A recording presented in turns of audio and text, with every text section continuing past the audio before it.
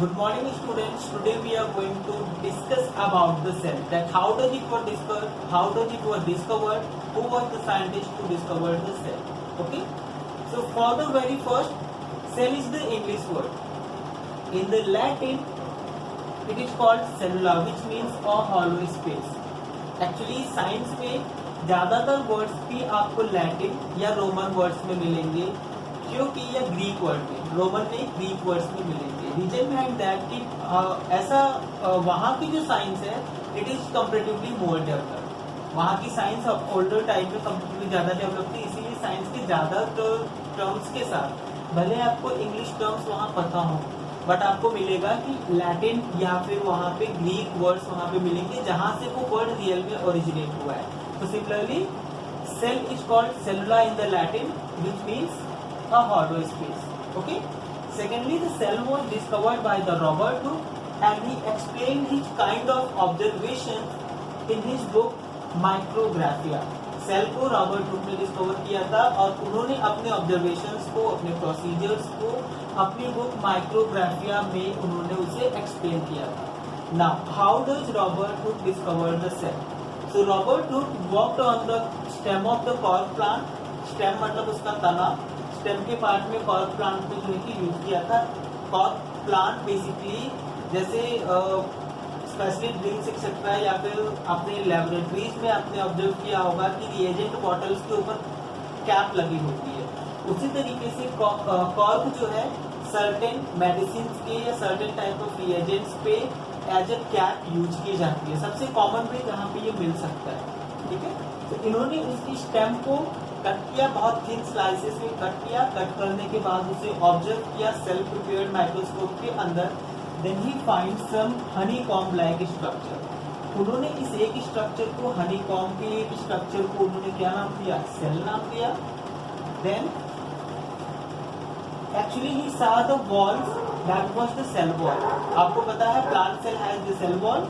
उन्होंने एक्चुअल में हनीकॉम्ब की वॉल के फॉर्म में सेल वॉल को देखा था. किसे देखा था? It was the cell wall which was really observed by the Robert Hooke. Okay, so it was a dead cell. Now it was the Leeuwenhoek who observed the living cell as the bacterial cell.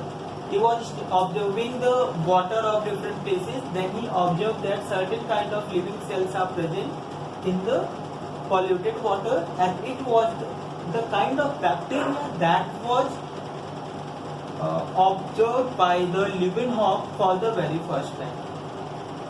Now, protoplasm. Protoplasm is the term which was coined by the Purkinje, and it was the protoplasm which was called as the physical basis of the life by the Huxley. Protoplasm is the inner content.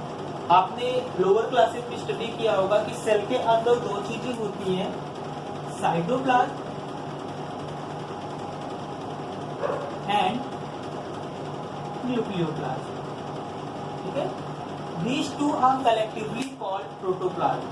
तो cell के अंदर जितना भी liquid content present है, collectively हम उसे protoplasm कहते हैं. And the term protoplasm was coined by the Purkinje, and it was also called as the physical basis of the life by the scientist Huxley. Okay. Then cell theory. Cell theory actually explains about that how does the cells are formed. Okay. The cell theory was explained by the two scientists, that was the M.J. Schleiden and T. Schwann. Schleiden and Schwann was the two different scientists who explained the cell theory in the plants and animals separately with the difference of 1 year. दोनों ने 1 year के difference के साथ plants और animals में अलग अलग cell theories को एक्सप्लेन किया था. बाद में ये फाउंड हुआ कि दोनों ने सेम चीज को एक्सप्लेन किया है. देन हमने उसे कंबाइन कर दिया, and it was stated as the cell theory, combined cell theory for the all plants and animals. ठीक है. इनके बेसिकली 5 पोस्टुलेट्स हैं, बट बाद में 2 पोस्टुलेट्स रॉन्ग प्रूफ हुए. 3 पोस्टुलेट्स केवल बचते हैं. There are only 3 postulates by the which are explain under the cell theory, जो कि मेनली सेल थियरी के अंदर एक्सप्लेन किए जाते हैं. First one, that cell is the basic structural unit of life. Second, cell is basic functional unit of life. And the third, all cell arises from the pre existing cell, मतलब कोई भी new cell बनेगी तो वो pre existing cell से ही बनेगी, ठीक है। इनका एक और पोस्टुलेट था कि जो सेल होती है वो न्यूक्लियस से बनता है, जो कि बाद में रॉन्ग प्रूफ हुआ। Okay, thank you.